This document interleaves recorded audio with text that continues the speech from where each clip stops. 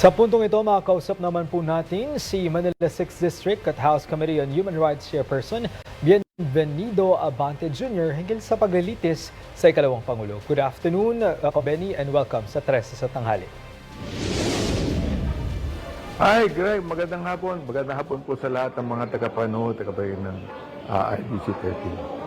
Yes, sir. Good afternoon po. And ito nga, Congressman Benny, ano po ba ang komento ninyo dito sa nagpapatuloy na impeachment trial at pangalawang araw ng pagharap bilang hostile witness nitong si Lemuel Ortoño, yung OVP Chief of Staff? Balagay ko, enough na ang ginawa ng prosecution team sa paglalahad na ang talagang nag-utos nito at nakakaalam na lahat ng bagay sa paggastos ng confidential fund ay walang iba kundi si Vice President Sara Duterte. Pinalawanag na yan ni Ms. Gina Acosta. Sinabi niya na si Vice President nag-utos sa kanya na ibigay kay La Chica ang 125 million. Ganoon din ang sinabi ni Assistant Chief of Staff Ortoño. You see that? Kaya there's no doubt about na dapat malaman ng ating kababayan na ang Vice President ang talagang tinatawag na mastermind ng lahat ng mga bagay na ito. Kong Benny, we're now, day 18 or day 19, pero hanggang ngayon na pag-uusapan pa rin yung tungkol sa sub judice rule o yung rule number 18. Sa tingin po ninyo, gaano po kahalaga na ma-implement ito? Siguro hindi lang sa prosekusyon, pero lahat ng involved sa paglilitis. Yung alin? Sub judice rule, Congressman Benny, gaano po kahalaga na ito'y napag-uusapan pa rin at kinakailangang ma-implement sa lahat ng involved dito sa proceedings? Yung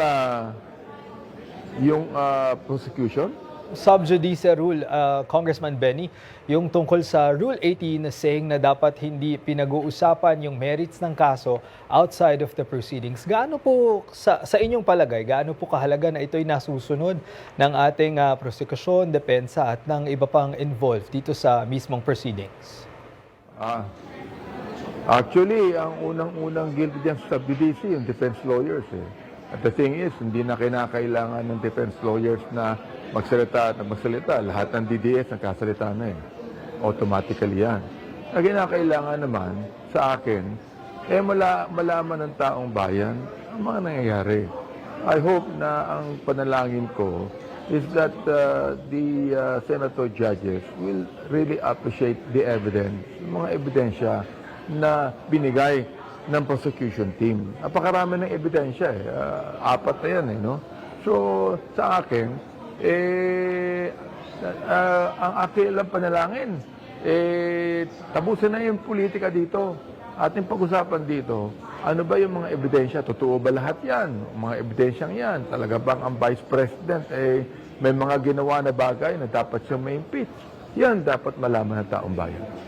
Congressman Benny, speaking of ebidensya at taong bayan, bilang isa sa mga nagsulong ng Articles of Impeachment, sa tingin po ninyo, ano pa po ba yung mga dapat abangan ng ating taong bayan dito sa nagpapatuloy na paglilitis sa Vice Presidente?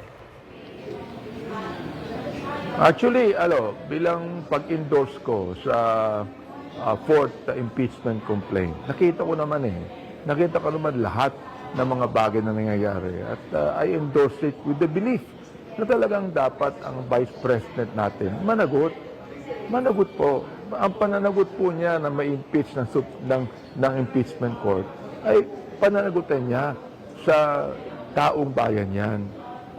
Naniniwala po ako doon. In fact, more than enough na ang ginawa ng prosecution team para ilahad sa taong bayan ang mga mali at improper na ginawa ng Vice President na dapat siyang ma-impeach ng impeachment court. Mula doon sa tinatawag nating betrayal of public trust. My goodness, at nakita natin kung gaano katinding magmura ng ating Vice President. Nakakita ng Vice President, kababaeng tao, ganung klase magmura. Di ba? Pangalawa, saan ka nakakita ng Vice President? Kababaeng tao na mayroong mandato na nakalagay sa konstitusyon na tatakutin ang presidente ng Pilipinas. O ititreten ng presidente ng Pilipinas ang kanyang may bahay, ang former Speaker of the House. Saan nakakita na ng Vice President? Wala pa akong nakita ang Vice President kahit nung panahon pa ni Quezon na ginawa yan. Kaya palagay ko, it is time na malaman ng taong bayan to. It is time na managot ang Vice President sa kanyang mga pinagagawa. Taking all of that into consideration, Congressman Benny, I believe yan din ang iniintay ng ating mga taong bayan, yung end result nitong paglilitis. With all of that, again, maraming salamat, Congressman Benny, for your insights and for your time. Thank you, sir. Thank you, Greg. Maraming salamat po sa inyo lahat. Thank you.